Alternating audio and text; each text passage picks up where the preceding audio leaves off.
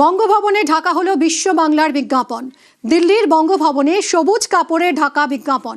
নয়া সরকার নির্দেশে ঢাকা হলো বিশ্ব বাংলার বিজ্ঞাপন।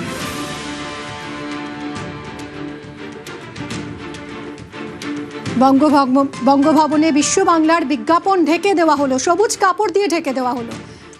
নয়া সরকারের নির্দেশেই বিশ্ব বাংলার বিজ্ঞাপন ঢেকে দেওয়া হলো দিল্লির বঙ্গভবনে।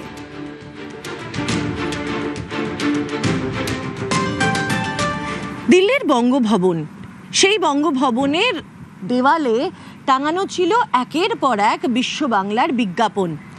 নতুন সরকার শপথ গ্রহণ করেছে, 10 দিন হয়ে গিয়েছে এবং 10 দিনের মাথায় এবার সেই সমস্ত বিজ্ঞাপন যেটি আগের সরকারের বিশ্ব বাংলার বিজ্ঞাপন হিসেবে টাঙানো ছিল, তার সবের ওপরে সবুজ কাপড় দিয়ে ঢাকা দেওয়া হলো।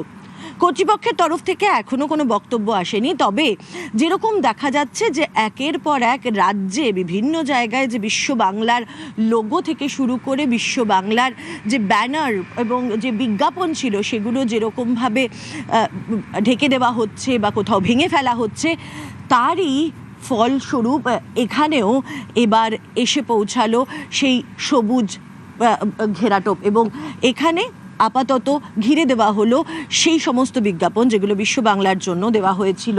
কোথাও বেঙ্গলস মেন বিজনেস, কোথাও ট্যুরিজমের বিজ্ঞাপন, কোথাও বা দুর্গাপূজায় আসার বিজ্ঞাপন, তাতেই এই দেওয়াল ভর্তি হয়েছিল। এবার থেকে সেই দেওয়ালের জায়গায় এসে গেল সবুজ কাপড়। ক্যামেরা পার্সন আপু পাঠকের সঙ্গে মৈত্রী ভট্টাচার্য, নিউজ 18 বাংলা, নয়াদিল্লি।